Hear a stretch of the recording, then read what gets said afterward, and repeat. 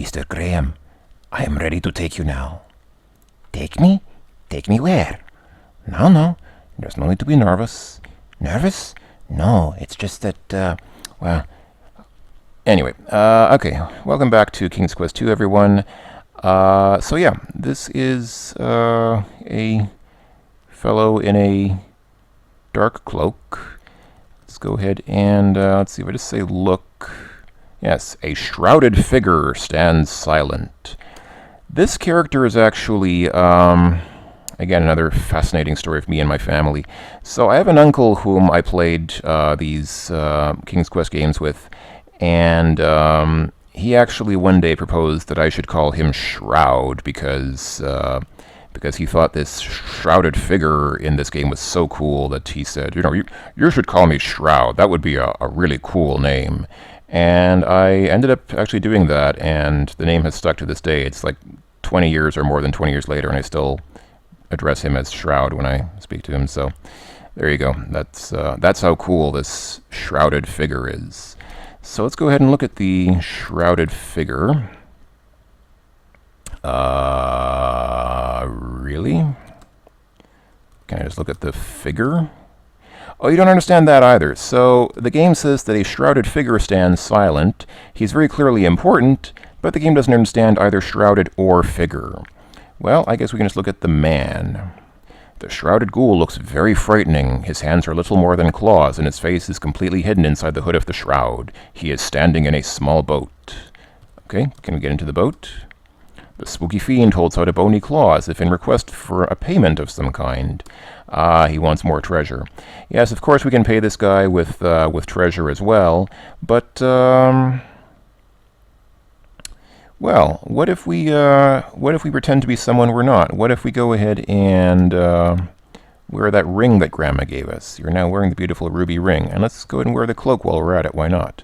With a flourish, you fling the black cloak around your neck and fasten it.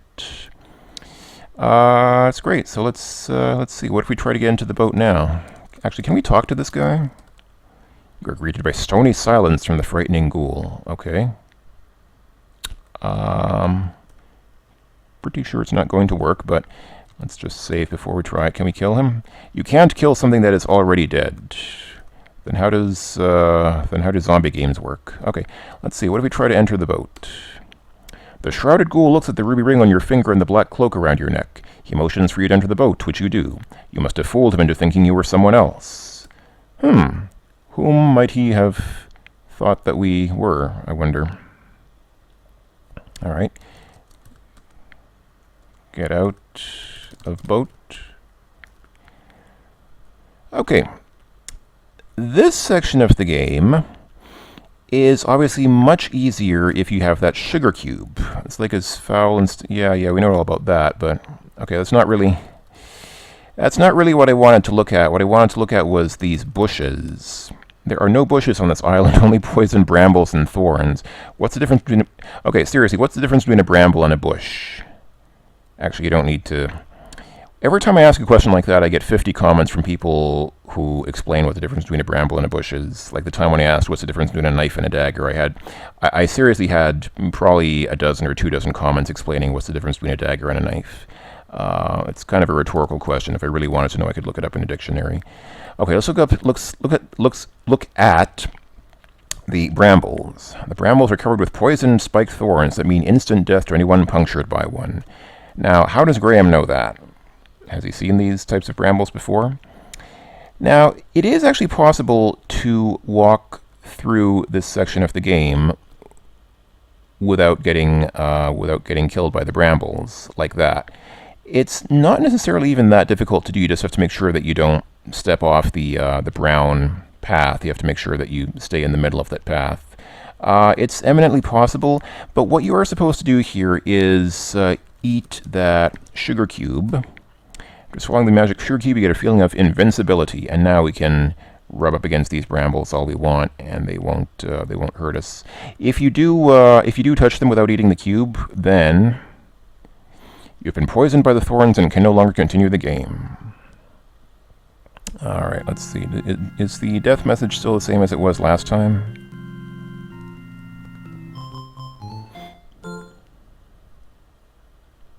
We are delighted by your score. Okay, so now we really have a high score, and so they say, we are delighted by your score. Okay, anyway, let's go ahead and eat that cube. And we can just walk straight through these brambles with no fuss.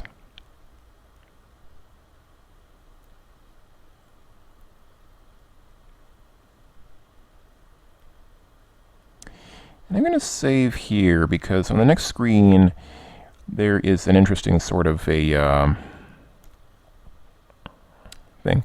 So there are two spooky ghosts guarding the door of the gloomy castle. This situation looks bad. Now, if we just try to walk up to the ghosts now, the two spirits are fooled by the black cloak and the large ruby ring that you are wearing. They slowly float away. Maybe you remind them of someone else. Oh, but the music keeps playing. I like this music. This music's pretty awesome.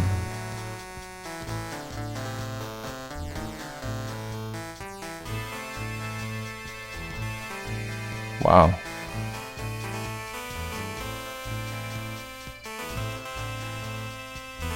I'm just enjoying the music.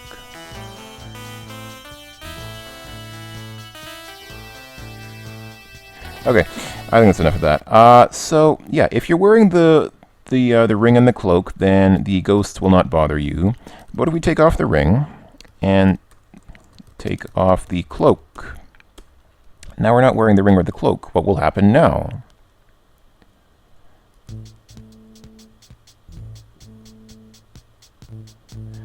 Now the two spirits are afraid of the silver cross you're wearing around your neck. They slowly float away and disappear.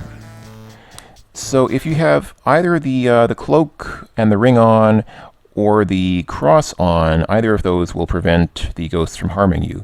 What if you take it all off? Take it all off. Take off the cloak, take off the ring, and take off the cross. Now what happens?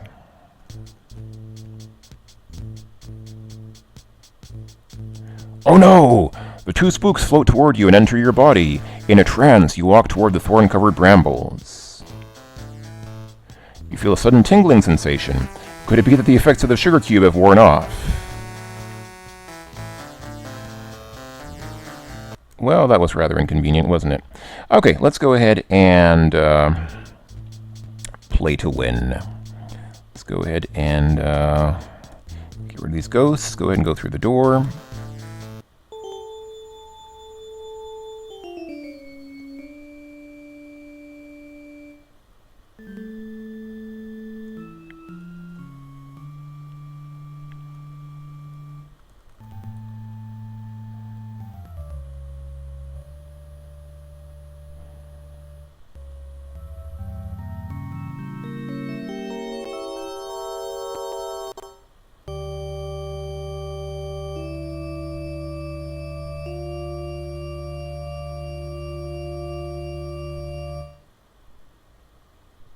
Okay, I think the music stops with that.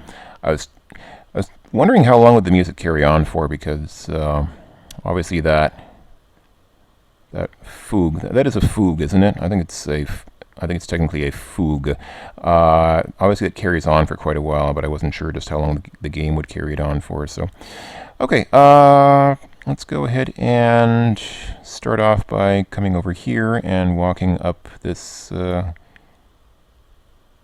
Actually, it's not really a staircase. I was about to say staircase, but it's not a staircase. It's like a, it's a ramp, basically. It's a big wooden ramp, more like, because it doesn't appear to have steps on it.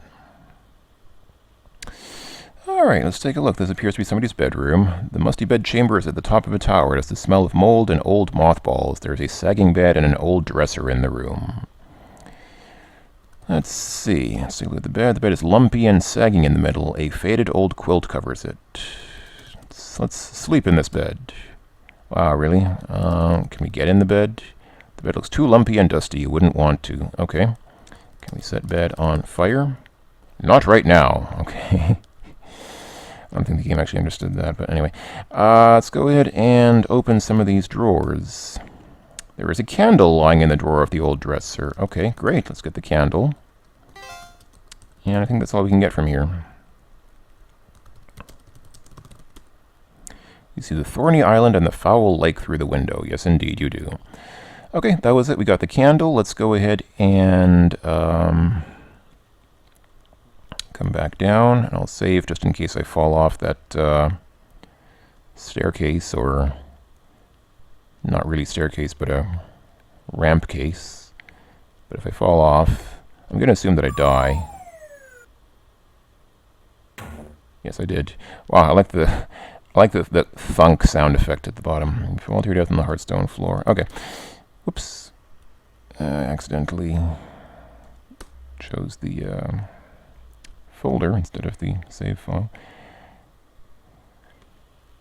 Okay, so let's go ahead and come back down, and if we take a moment to look at this candle, the wax candle is unlit. Fortunately, there is a source of fire here by which we can light the candle. So let's go ahead and light the candle. You hold your candle up to the blazing torch. It catches! Your candle is now lit. I like how the game gets all excited about the candle lighting up, as if holding a candle up to an open flame would not light it. Because, you know, sometimes those candles, they're so tricky, you know. Sometimes they you can just hold them up to a fire and they just won't burn. They'll just candle. Yes. Okay, so that was all we needed to do on the left-hand side, is get the candle and light it. Now we can come over here, and this appears to be a dining room. This is the dingy dining room of the drafty old castle. Ants crawl among old bits of food. Dust covers a dilapidated tabletop. A delicious-looking smoked ham is on the table. So let's, of course, get the most important thing here, which is the ants. Okay, game won't let us get them. And the next most important thing is the dust, but we can't get that either. Okay, well, let's get the ham. Smoked ham has a wonderful savory smell. It's hard to resist tasting it. It looks as though someone has taken a bite out of it. Okay. Can we sit in the chairs? The worn chairs look uninviting to sit upon. Okay. Fine, be that way.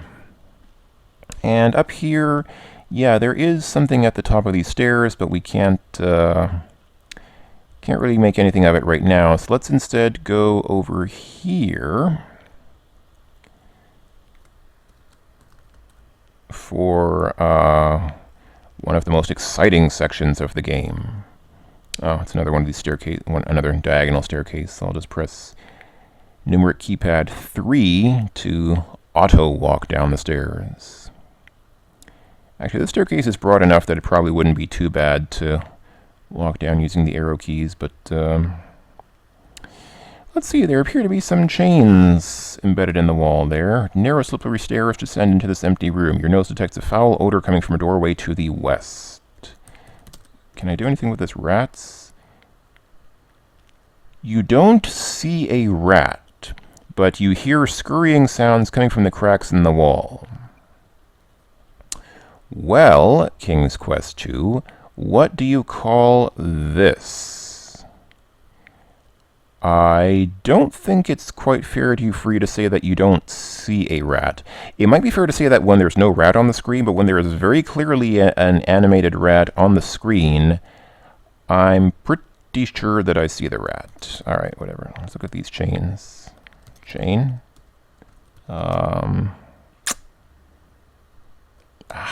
Okay, it doesn't matter. Doesn't matter, they're not important. You can't do anything with them anyhow. So, to the left is something quite fascinating and exciting. So let's go ahead and save here. Alright, this is one of the climactic moments of the game. Here in this room, so you want to come into this room when this, let's take a look here. There is a beautiful ornate coffin to one side of this dreadful room. Dust is everywhere and cobwebs fill the corners, and a sickly odor permeates the air. You want to come in here when it's closed, like it is now, but let me show you what happens when it's open. So when the coffin is open,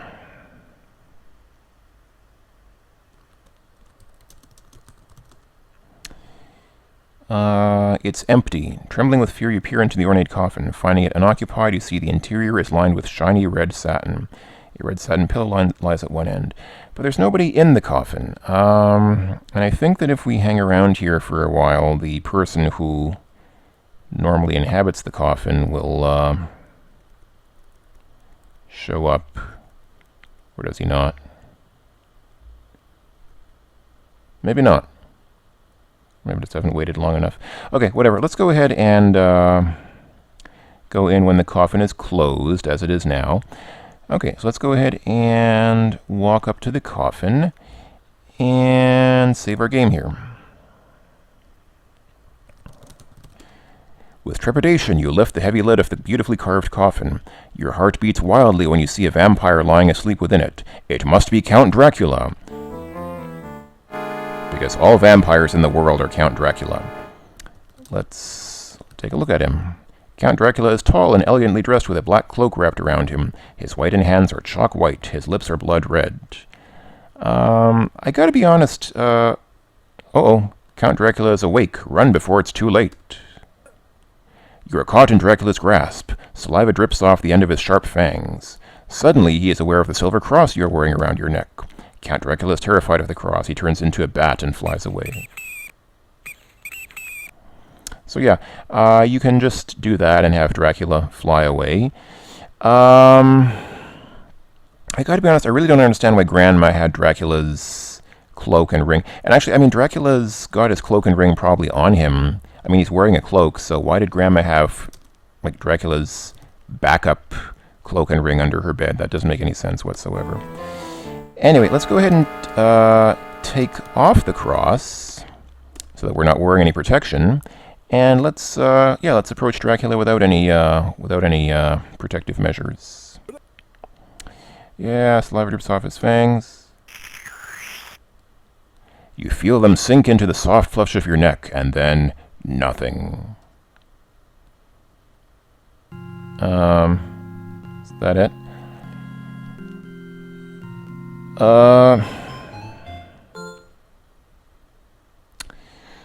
So I'm not sure how vampires really work because I've never actually studied them formally or even informally.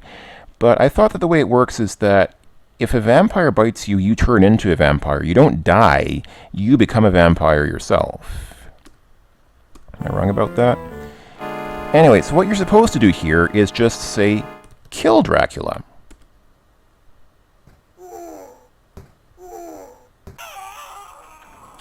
You place the pointed stake on Count Dracula's chest. Quickly using the mallet, you pound the stake through his heart. Dracula disintegrates into a pile of dust. A small silver key is left behind in the coffin. Okay, let's get the key. And you remember, if we looked in the coffin before, there was a pillow. So let's go ahead and get the pillow. You remove the shiny red pillow from the coffin. Lo and behold, a large gold key was under the pillow. So let's go ahead and get this other key. Is there anything else in the coffin? Nope. Okay, let's see. Let's go ahead and take a look at the key. Okay, you'll have to specify which key you wish to look at. So, of course, there's the gold key, which is the same as all the others. Yes, this is the key to the third door. And we have a silver key. It is a shiny silver key. It doesn't really tell us very much, but then again, what is there to say? It's a key. So this is one of very few cases in a King's Quest game where violence is the best solution. I've mentioned in the past that in almost every case, you are expected to solve conflicts in these games without violence, and that you usually get more points and better rewards for doing so. Like in the first game, there was the dragon. You can kill the dragon with the dagger, but you get more points for not doing so, for dealing with him non-violently. Same with the giant. You can kill the giant, but you get more points for not killing the giant, and so on. But yeah, this is... I'm trying to think if there are any exceptions. There may be some others, but I can't think of any right now. This is one of rather few cases where... I'm going to use the mouse to get up these stairs because I think it's a little easier. You can just click where you want to walk. So yeah, this is one of rather few cases where killing your opponent is the best solution, and the solution that gets you the most points and the biggest rewards. I'm going to switch to the keyboard here because I want to basically go the Yeah, the bounding here is a little bit off. Graham is clearly hovering above these stairs at this point, but okay, whatever. Not a big deal. Oops. There we go. Okay, so up here there is nothing but another chest. And if we try to open it, the chest is locked. That's what we got the silver key for. The gold key that we got is the key to the third door, but the silver key is to this chest. With hands trembling, you fit the little silver key into the lock. Slowly you turn it until you hear a click. The old chest is now unlocked. If you open it, the creak and a groan, the old lid opens, dragging cobwebs with it. Looking into the interior of the musty chest, you see a dazzling diamond and sapphire tiara. Get the tiara. Pick it up and carry it with you. The tiara is stunning. It is encrusted with diamonds from the back to the front, progressively getting larger. The center stone in the front is a dazzling sapphire. Notice that all these things are kind of coordinated. You have all these diamonds and sapphires and all these different jewelry items that we've gotten. Okay, I think that's the last jewelry item. So what do we have now? We have a bracelet, a brooch, the earrings, the necklace, and the tiara. So that's what, 5 jewelry items? What if we try to wear them? Like, what if we try to wear the tiara? The tiara better fit a daintier head than yours. Okay, what about the bracelet? It's too small for our wrist. Let's wear the earrings. The earrings are made for more delicate ears than yours. What if we try to wear the brooch? Really? The color of the brooch clashes with your outfit. Better leave it off. Are you serious? Get the necklace. Oops, why did I say get the necklace? No. And then I tried to take. I'm not focusing on what I'm typing here. Wear the necklace. You try to place it around your neck, but it doesn't fit. Okay. So Graham can't wear any of these jewelry items that we've collected, which is kind of a shame, because I think Graham would...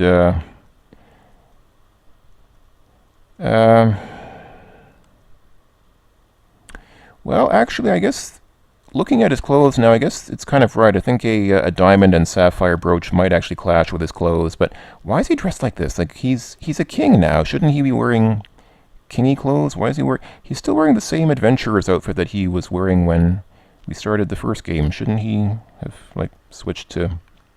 I mean, I can understand if maybe he switched to an adventurer's outfit for this adventurer, but even when he was on the throne at the beginning of the game, he was still wearing these same clothes. He wasn't wearing a king's robe or anything like that. It's kind of not really befitting a king there, Graham. So let's see.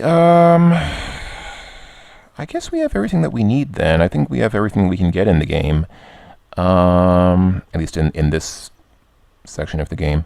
So, yeah. Is that sugar cube still active? Yeah, it looks like it is. I can walk right into these brambles, and they don't hurt me. So, okay, let's go ahead and walk back to the riverboat man, whom I don't think we'll see him again until King's Quest VI. Let's go ahead and get back into the boat. Climb to the decrepit rowboat, and the shrouded fiend paddles across the toxic lake to the shore. Again, for the remake of King's Quest II from AGD, they did some fantastic things with the vampire story. They made a really sweet... there is a female vampire, and they made a really wonderful love story between the two vampires, which I thought was pretty cool. And, yeah, if you like this game, you should check out the remake if you haven't already. It's quite acceptable. It's quite a good game. So anyway, I think this is enough for now. We've gotten the final key, so in the next video, of course, we'll go to that third door and see what happens when we unlock it. But for now, it's time to say adios, sayonara, nakamin, do svidaniya, au revoir, auf Wiedersehen, and goodbye. Goodbye.